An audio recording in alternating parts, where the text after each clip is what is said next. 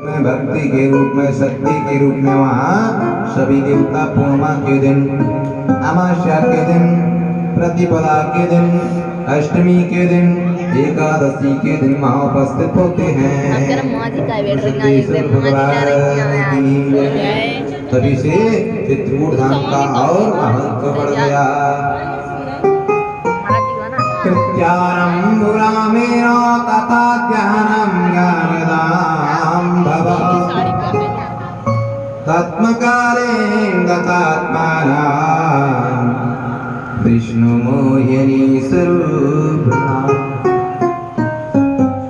अब यह चरित्र आता है कि एक बार विष्णु भगवान ने मोहिनी रूप धारण किया था, और जब मोहिनी रूप धारण किया था तो शंकर भगवान कह रहे हैं उस समय हम विश्राम करने के बाद चले रहे थे, वह हमने रूप नहीं देख पाया, आप मुझे वह रूप दिखा दीजिए।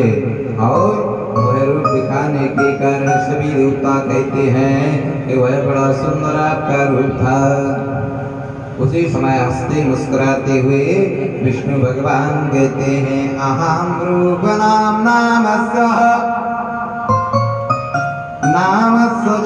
जापजन्मनि स्त्री पुरुषस्तथा ज्ञानं तत्र लवितां फलमेश्वरः। हे प्रभु, हे परमात्मा, हम वह रूप कैसे आपको दिखा सकते हैं, क्योंकि वह रूप तो स्त्रियां और पुरुष देख कर के बड़े लालायित होते थे, और आपके सामने हम ऐसा रूप को दिखा करके क्या करेंगे। ऐसी वार्तालाप वट वृक्ष के नीचे खड़े हुए शंकर भगवान कर रहे थे। शंकर भगवान कर रहे थे। उसी समय शंकर भगवान ऐसी बातों को वार्तालाप करते हुए सामने से एक सुंदर स्त्री दिखाई पड़ी। सुंदर स्त्री जैसे ही दिखाई पड़ी, उसी समय शंकर भगवान वहीं उपस्थित होती है, देखते हैं उस व्यक्ति को, और दूसरे अंश से वह व्यक्ति जाकर के बाएं हाथ को लेकर के अपनी कमर पर रखे हुए कमर पर और दुकूलस को डाल करके वह बाएं हाथ को अपनी कमर पे स्पर्श करती हुई वह स्त्री आगे को बढ़ती है। दुकूलस स्वदेही चा वस्त्रे नामना। दुकूलस कहते हैं दुपट्टा को डाल करके वह सुंदरी अपने दोनों तथा ज्ञानम तथा त्वचा वह दुपट्टे को संभालती हुई अग्रम बढ़ती है और बायां हाथ अपनी कमर से लगाए हुए है। ऐसा चित्र देख करके शंकर भगवान विष्णु की वार्ता को छोड़ करके वट वृक्ष से भाग पड़ते हैं उस कन्या की ओर। उस कन्या की ओर जो ही भागे, विष्णु भी वहां से अंतर ध्यान हो जाते हैं। दूसरे अंश से वह जाकर के मोहिनी रूप में विष्णु भगवान आगे को जा रहे हैं। दौड़ते चले जाएं और शंकर भी पीछे से दौड़ते चले जा रहे हैं।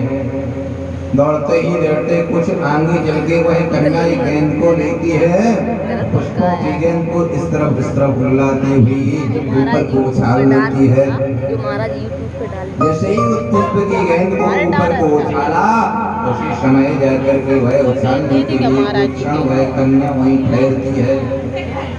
जैसे ही वह कन्या वहाँ ठहरी, उसी समय शंकर भगवान पीछे से दौड़ते हुए आकर के पकड़ना चाहते थे।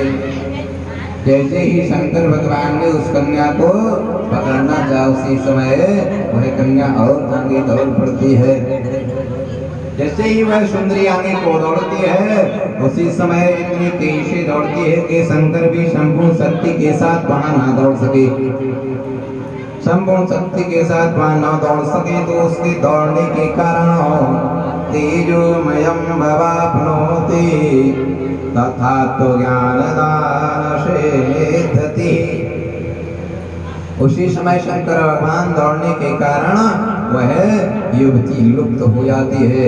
इधर शंकर भगवान दौड़ने के कारण विशेष नहीं दौड़ पाते, उसको पकड़ने के लिए वहीं शंकर भगवान की परिश्रम पसीना की बूंदें वहीं छूट जाती हैं, गिर जाती हैं।